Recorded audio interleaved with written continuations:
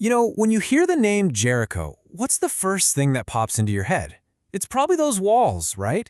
The walls tumbling down to the sound of trumpets. I mean, it's one of the most famous stories out there. But what if I told you there's so much more to it than just a military victory? It's a story with a legacy that literally echoes through centuries, and it reveals a pattern that might just change how you see the entire biblical narrative. For most of us, that's kind of where the story ends. It's a clever, if a little bizarre, military strategy, right? You follow some pretty strange instructions, blow some horns, and boom, the heavily fortified city is yours. It's an unconventional siege for sure, but a very effective one. But what if the falling walls weren't even the main event? What if they were just the opening act in a much bigger, much longer drama? A drama about faith, about consequences that span generations, and a repeating pattern of deliverance that shows up again and again and again. To really get this, we have to look way beyond the battle itself. The story's true impact, well, it's actually revealed much, much later, in some really surprising and long-lasting ways that just kind of ripple through the rest of the text. So first, we're going to see how a centuries-old curse, one that was placed on the city, comes to pass in a really shocking way. Then, and this is amazing, we'll discover how a woman from Jericho became a key and totally unlikely figure in a royal family line. And finally, we'll dig into why she became this celebrated example of what true faith really looks like in action. Okay, so check this out. After the battle, a really solemn curse was placed on anyone who would dare to rebuild Jericho. Fast forward 500 years. 5. The Book of Kings records this chilling event. A man named Heel decides to rebuild the city, and in a tragic, and I mean tragic, fulfillment of that ancient prophecy, he loses his firstborn and youngest sons in the process. The consequences were real, and they were definitely lasting. But Jericho's legacy wasn't all doom and gloom. Not at all. In a really surprising twist, this little snippet from the genealogy of Jesus in the book of Matthew reveals something incredible. You see it?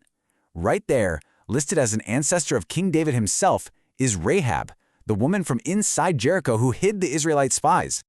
And her influence doesn't just stop with the family tree. Oh no. The New Testament writers actually use Rahab as this powerful case study in faith, and they look at her story from two really fascinating and complementary angles.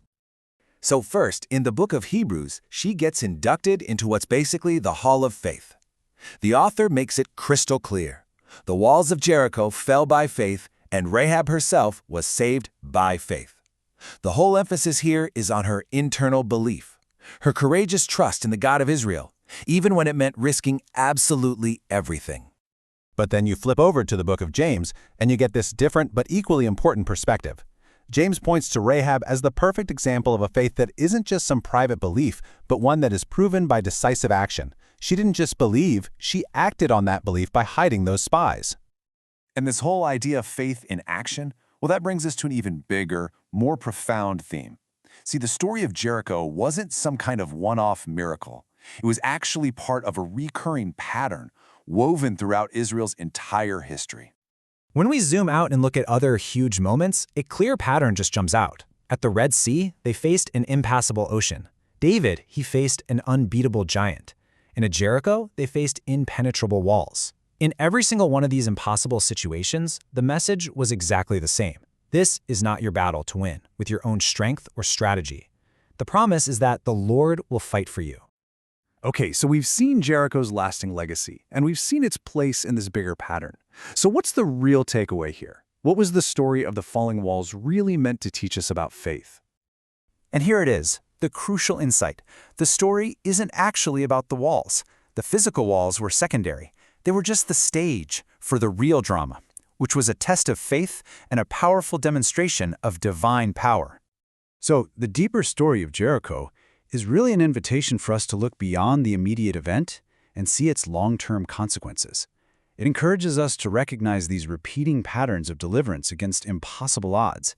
And, maybe most importantly, it redefines victory, not as a military achievement, but as the powerful outcome of a truly radical act of faith.